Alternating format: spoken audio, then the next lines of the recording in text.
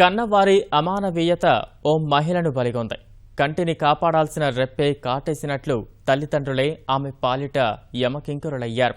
కాసుల కక్కుర్తితో నిస్సిగ్గుగా కూతుర్నే రొంపిలోకి దించి బలవన్మరణానికి కారణమయ్యారు. చనిపోయే ముందు ఆమె ఇచ్చిన సెల్ఫీ వాంగ్మూలం యావత్ రాష్ట్రాన్ని నిశ్చేష్టపరిచింది. పశ్చిమ గోదావరి జిల్లాలో జరిగిన ఈ విషాదంపై ముఖ్యమంత్రి విచారణకు ఆదేశించారు. పశ్చిమ గోదావరి జిల్లా తణుకు మండలం వేల్పూర్కు చెందిన కృపామణి కాలువలో దూకి ఆత్మహత్య చేసుకుంది. భర్త పిల్లలతో హాయిగా జీవితం గడపాల్సిన ఆమె కన్నవారి కక్కుర్తితో దారుణంగా మోసపోయింది. తల్లిదండ్రులే నైత్యానికి ఒడిగట్టాక జీవించడం వ్యర్థమని భావించింది. తీవ్ర మనోవేదనతో ప్రాణాలు తీసుకుంది.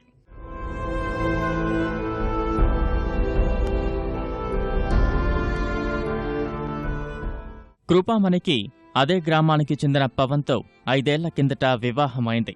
ప్రేమించి పెళ్లి చేసుకున్న ఈ జంటకు 4 ఏళ్ల కుమారుడున్నాడు. కొంతకాలం క్రితం భర్తతో మనస్పర్ధల కారణంగా కృపామణి పుట్టింటికి వచ్చేసింది.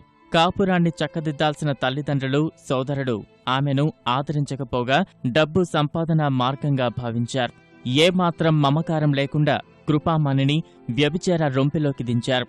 మాట వినకపోతే భర్త, బిడ్డతో పాటు నిన్ను చంపేస్తామని బెదిరించి కిరాతకానికి తెరతీశారు.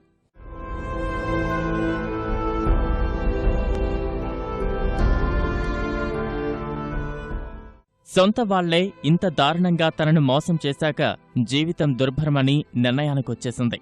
ఆత్మహత్య చేసుకోవాలని నిర్ణయించుకుంది. అంతకంటే ముందు సెల్ఫీ వీడియో ద్వారా మొత్తం కిరాతకాన్ని వాంగ్మూలంగా నమోదు చేసింది. చావుకు కారణం మా అమ్మ, మా నాన్న, ఉడాల సాయిస్తున్నారు, నా తమ్ముడు. కన్యాలో చాలా దారుణంగా మా అమ్మేమో నన్ను అమ్మేసానంటుంది, వాడేమో నేను కొనుక్కున్నాను, నా ఇష్టం వచ్చినట్టు చేయాలి, లేదంటే నీ మొగుడిని, నీ పిల్లోని చంపేస్తాను అని బ్లాక్మెయిల్ చేస్తున్నాడు. ఫోటోలు తీశాను. ఇప్పుడు వాటితో మళ్ళీ వాడి దగ్గరికి రావాలని నన్ను బ్లాక్మెయిల్ చేస్తున్నాను. అందుకే నేను చచ్చిపోతున్నాను. నా వీడియోస్ బయటకు వచ్చేలోగా నేనే చచ్చిపోవాలని అనుకుంటున్నాను. క్షమించి తాగుతూనే ఆడు శిక్ష పడుతుందని నేను అనుకుంటున్నాను. కార్తీక్ని బాగా చూసుకో.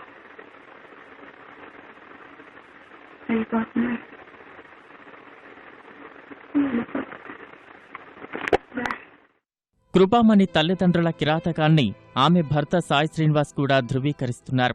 ఈ కాపురం బాగానే చేసుకున్నామని కాకపోతే సంవత్సరాల కిందట నా భార్యకి నాకు చిన్న మనస్పర్ధలు వచ్చి వాళ్ళ అమ్మతో మాట్లాడితే వెళ్ళిపోయిందండి. వాళ్ళ ఇంటికి వెళ్తే వాళ్ళు బలవంతపు 498 కేసు పెట్టించి నన్ను జైల్లో పెట్టించి ఆ అమ్మాయిని వారం రోజుల తర్వాత నుంచి 4 రోజులు రూమ్లో పెట్టి ఇప్పుడు నువ్వు కూడా సాయి శ్రీనివాస్ అని ఒక అతను ఉన్నాడండి. అతనికి ఈ అమ్మాయిని అమ్మేసిందంటండి. 7 లక్షలకి అమ్మేసిందంట.